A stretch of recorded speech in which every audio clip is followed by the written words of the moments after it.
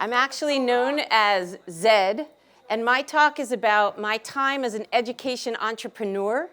I build schools, have built schools, and I want to tell you all about them because I think by the end of this talk, you're going to wish you went to my schools. So we're going to walk through a few slides, and in there, there's some interactive pieces. So while I'm not throwing out anything at you, I think you'll enjoy it if you get up and participate with me. So can I get a thumbs up that works for everybody? Yes. Two other things I want to tell you. I have not seen Michelle in decades, and so it was really awesome to reunite with her here, so I'm dedicating my talk to her. I love you, Liz! That's number one. Number two is I was originally coming just to escort my friend de jour, who you're going to hear after this. And when you hear her talk, unfortunately, you're going to forget every word I said, because she's that good, and she is one of my sheroes, and I'm really blessed that she brought me with her today. And so it's just, I want to thank Sam and John for the invitation, but it's really exciting to be with you. Your energy is awesome, and so thank you very much for having me. This is a billboard that appeared in the city of Denver, Colorado, about our schools recruiting students. So just by looking at it, I think you can see these are not regular schools. Right? The main point of our schools is movement. Getting in your bodies, learning all the lessons of your bodies that Timmy talked about, that Pete talked about. Why aren't we doing that every day, right? Because this conference and this participation in climbing here, it should be 3 to 4 times the size of this. And so the idea is that everyone's talking about how do we get our sisters and our brothers and our children, how do we get them doing this in school every day? And it actually can happen. It's just a picture from a morning movement class. One of the things you have to know about me and a lot of the other people who are speaking and yourselves is we're entrepreneurs, right? We are crazy, badass visionaries. And we just want to see the world being really different. When I went into building schools, I had never liked school. And I knew nothing about education. And when you know nothing about something, it allows you, as Timmy said, to ask the question, why? Why do we do things the way that we do them? Why do we sit on our asses all day in school when we know what brain science says, and we'll talk about that, and Pete mentioned it, that movement boosts cognitive achievement. It optimizes the opportunity for your grades to be better and for you to actually learn something versus just taking tests. Watch this video and tell me if this is what your school looks like.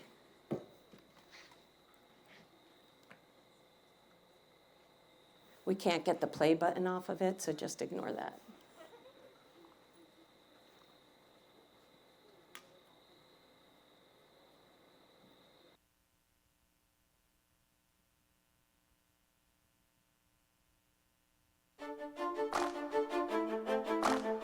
Every step that I take at Gals is a step forward. Every step we take at Gals is a running start.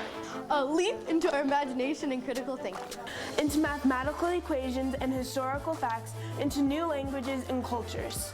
A deep dive into relationships. We learn how to manage and maneuver. Covet and care for. Whether we need to restore or renew. We learn the art of relationship building. And that starts with me, being able to know myself well and allowing others to know me well too. Every step that I take at Gals is about me. See me, mírame, Shufuini. We are a sisterhood, an unbreakable sisterhood. Together, we are unstoppable. The possibilities are endless. There are ceilings to shatter. We have, and we will. We see the world as it is, and we have work to do. We accept this challenge. Hear my voice, hear my pride, my Gals pride. Because my Gals pride, it is fierce. My Gals pride, it is agency. I will take my space. My Gals pride will take the world by storm. Every step that I take with Gals is a step forward. Into classrooms that are not passive, but active. We work off brain science that says move. To learn, you've got to move. We are a combination of project-based learners and visual learners. Vocal participants and mindful participants. We sit, we stand, we lean, we lie down. We play in order to learn. Non-participation is not an option. No one is left behind. At Gals, every step is real. There are no limits. Why? To live a well-lived life. Self-possession and self-sufficiency. Power, flexibility, focus, balance. At Gals, we don't jump to consequences, we ask why. Yes, the hobbits are not silent. They're not orderly. We pay attention to the science of child development. Sexual health, positive gender identity, family dynamics, learning levels. At Gals, with every step we take, we are alive. We are not compliant. We are growing humans. We are a community, a family. Irrespective of background, this is a school and an educational model for you. Where would we all meet and get to know one another if there wasn't a school like Gals? With every step you take at Gals, we will ask you to bring all of you. Because I bring all of me. I am me, and I am fabulous. Nobody makes fun of me at Gals. It's hard work being me, but I do it because I know That every adult knows me well. Not only academically, but personally. And they care for my well-being. At Gals, they know my story. And my story. También mi historia. our teachers don't just teach subject matter, though they rock at that. We are wellness coaches, mentors, counselors, confidants, and guides. We do circuits together. We do yoga together. We run miles and bike trails together. We breathe together. With every step we take at Gals, we learn how to move and what kind of movement works for you. It is empowering, it is energizing, and it is clear. The research is clear. Movement boosts cognitive achievement. Sweating together is bonding. It builds extreme trust. Don't be fooled by our name. At Gals, everyone is an athlete. We are a school for girls and families who care. Who deeply care about their place in this world. Because it's not so simple out there in the big world, and we need to be ready. With every step we take at Gals, we become leaders. And we lead with our hearts and our minds and our bodies. If you can own all of that, feel self-responsibility for that, take your space with that, then yes, you are a leader. And we are the leaders of tomorrow. With every step I take, it is a first step. It is a lead the world in my wake step. So step forward, step into Gals.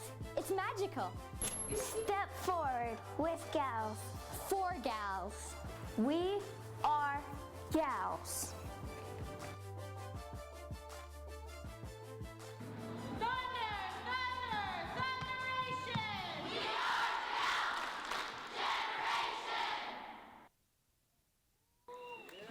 So, is that the school that you all went to? No. So, two things important to mention. This video is from 2017. The first schools in Denver, a middle school and a high school, opened in 2010. Language was very different back then. If I had to build those schools today, I know I wouldn't call one of them Gals with girls and one of them the boys' school with boys. If we actually did the math of the letters, we have the girls' athletic leadership schools, that's Gals. And then we have the boys' athletic leadership schools, that's...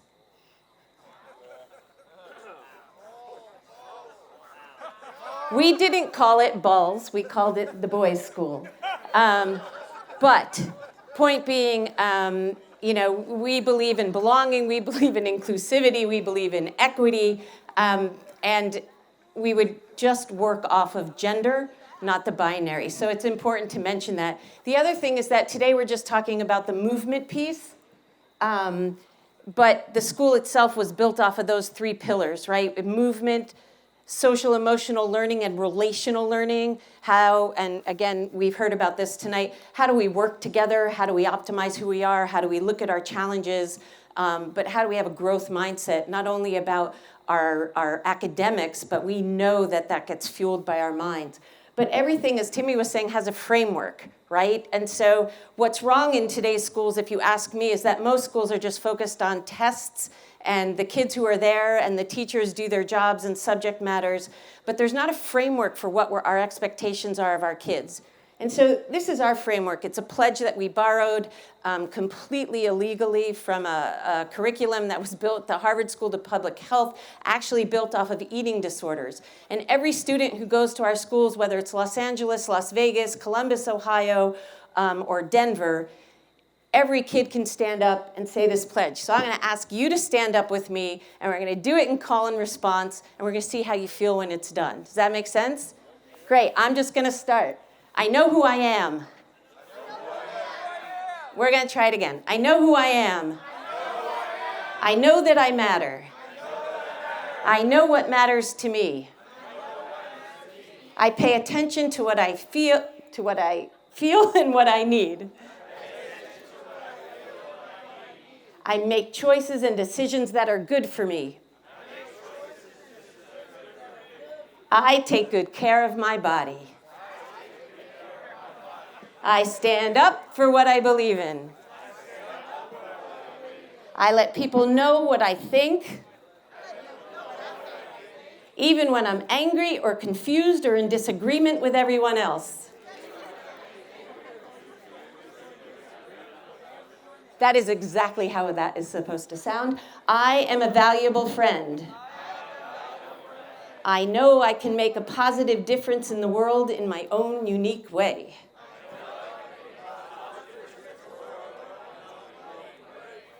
That was great. Doesn't that feel good?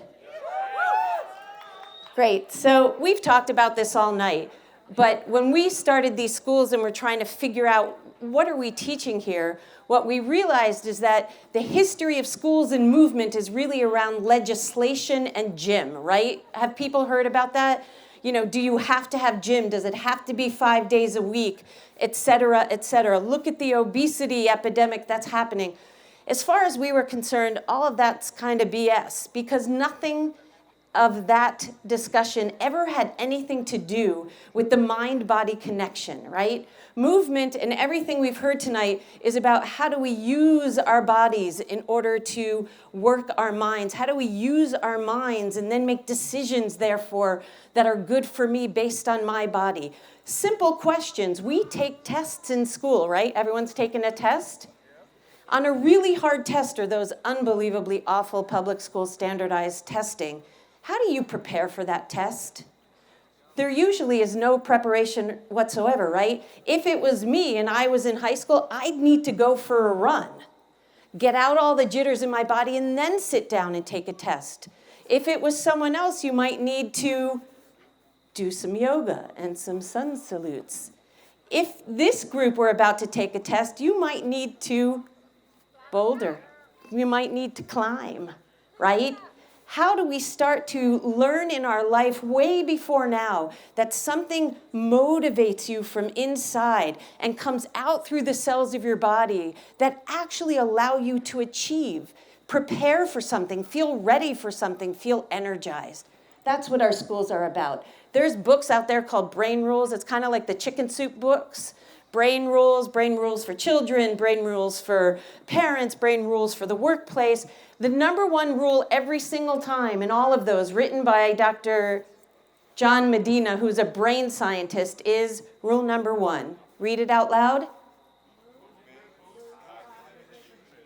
And how many of us sit on our asses all day long in school? It's been said a million times. Here are the lessons. It's in 5 minutes you could sit down and take pretty much every sport out there and figure out what you learned from it. We've talked, other talks, rock climbing rocks. I mean, that's the simple part. Again, what is it we're trying to learn? How are we building character? What do we measure ourselves against?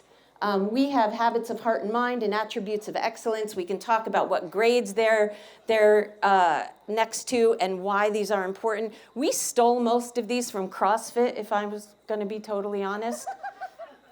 If you have a body, you heard it in the video clip, if you have a body, you are an athlete. Everyone is an athlete, no matter your level of ability or disability. You can accommodate on anything. It's important to use your body no matter what your status is. If you choose to be a competitive athlete, we look at that as you're a specialist. Everyone's a generalist. And what if we taught that to every kid in school? Because everyone has the right to feel comfortable on every court and every field, and that's something you have to teach. And we have to stop letting social dynamics determine how many of us get out in the outdoors, get on that basketball court, go on that rugby pitch, right? That's what this is about. I don't think anyone's up for a movement break because you're going to go do a movement break. But what I wanted to share with you is that movement in our schools isn't something that's relegated to gym. We don't have gym class. We have movement classes that are quite intense. Those are one-song workouts, they're circuits. The idea here is that movement is seamlessly integrated into the classrooms. So there's 3 ways in which that happens. The first is that you just take a brain break, right? Your teacher says, get up, and we're just gonna run around the building 2 or 3 times. Because we have discovered that if you take 10 minutes for a movement break or a brain break, you actually gain 30 minutes of focus if you sit kids back down. The other way is that you use movement to enhance a lesson. So say you're using geometry. You could end up creating some sort of lesson where you are using your bodies to actually create the equations that you're working on, right? What's the circumference of a circle? Well, you're gonna have to make that circle first, and then you're gonna have to somehow measure yourselves, et cetera, et cetera. Or movement as pedagogy, which means the teachers actually teach their lessons through movement. How do you create in physics, which is a standard in most states in 8th grade, how do you create a human roller coaster? Movement boosts cognitive achievement. These are my 2 kids a very long time ago. I put them up there. One is now in college and one is in 8th grade. To prove a point, my older daughter actually went to the schools. She went to gals. My younger daughter doesn't go to gals. My older daughter hates moving. My younger daughter moves all the time.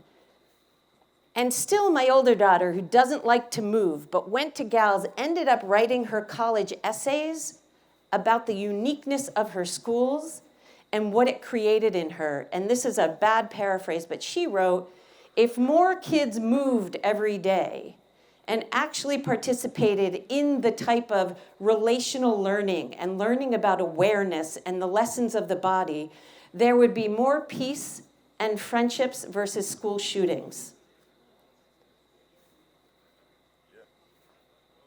That was her essay. And you'd have to take a hot poker wherever you want to take it to get that kid to move. The point is she learned the lessons of the body. My second daughter plays rugby. I always laugh when I say that, I don't know why. My second daughter plays rugby. And in the last season of rugby, she had a terrible time. It was just a lot of drama on the team, and she just couldn't stand what was going on. And I finally said to her, can we talk about you communicating with your teammates how you feel? And she looked at me and she said, well, everyone's just going to disagree with me and it's not going to work. And so I said to her, I let people know what I think, even when I'm angry or confused or in disagreement with everyone else. And we actually talked about what that meant, and she went and talked to her team. It's not always about in schools the direct lessons of what's happening, but it is about what does it infuse in us as we're growing into ourselves and into adulthood? How do we use those lessons and actually apply them in the world every day? These are my final thoughts. There's a lot more to share, and if anyone wants to know about it, I am happy to share more. There are many, many videos about what movement looks like in schools. We never built more than 7 schools because it was impossible to find educators who believed in this model. There's all this ed reform, and I know exactly where it is in Tennessee. There's all this reimagining education, and everyone talks about we want to make sure that we are dealing with the uniqueness of every child. And every one of those big shots came to our schools and asked the kids. They'd walk around. We would have hundreds of visitors. They'd walk around, and they would ask the students, what do you love about gals? And the students would answer, didn't matter whether they were in 6th grade, 7th grade, 8th grade, 11th grade, 12th grade, they would say, I can be myself here. I believe that if we did real research on what that meant for every kid, it was that they felt comfortable just in their own skin. And they felt like they were seen because they experienced, like rock climbing, moving together. It wasn't always about what score did you get on a test and what's your rank or anything like that. Every single time, boys' schools, girls' schools, I get to bring my full self every day. And that includes counseling, somatic counseling, which means movement-based counseling. We could go on and on. So my final thoughts are really a call to action to you all. Whether you're out of school yourself or you're in your schools, whether you're a parent, an aunt, an uncle, a caring neighbor, you just go into your schools or ask everybody around you these 3 questions. When do we move every day? And why do we move every day? And that includes if you have gym teachers, right? Ask, when do we move? Why do you choose what we do, etc.? Is movement seamlessly integrated into learning and public spaces? Right? If you came into our schools, most people would tell you it looks like a rec center. They'd be like, there's school going on here? I love that. And then the last question is, how are the teachers in the school trained in all of this? Right? Things like this type of change, game-changing models, don't happen easily because teachers are trained in one way. How do we shift training? And the last thing I'll leave with you, because there's so many coaches here, I don't know if there are any teachers here, but teachers work their asses off, right? Teachers work in 10 months what most people work in 12.